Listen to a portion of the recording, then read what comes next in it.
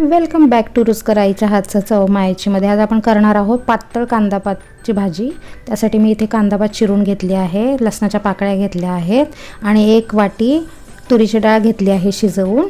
आता एका कढईमध्ये तेल टाकून घेणार आहे 2 पळी आणि त्याच्यामध्ये जे लसणाच्या पाकळ्या आपण चिरून घेतल्या आहेत ते टाकून 1 चमचा जिरे आणि 1 चमचा मोहरी टाकून घेतली आहे आणि आता छान परतून घ्यायचं आहे. लसूण लाल झाला पाहिजे. आता 1 पिंच आपण हिंग टाकून घ्यायची आहे.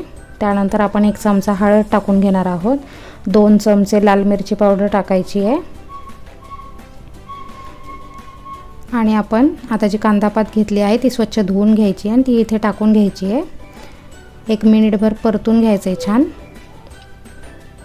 मोठ्या गॅसवरती आणि आता झाकण ठेवून 2 मिनिटं शिजू द्यायची आहे ही मंद गॅसवरती.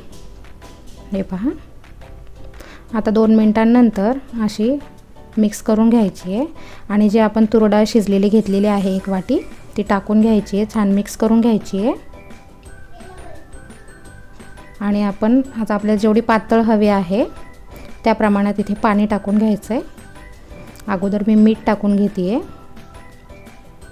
अंदाजाने मीठ टाकायचं आहे आपल्याला हवं तसं. आता आपण पाणी टाकून घेऊया.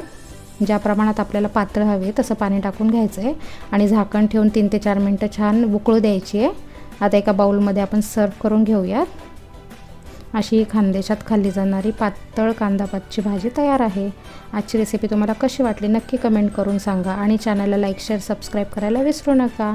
Thanks for watching. Keep watching. धन्यवाद.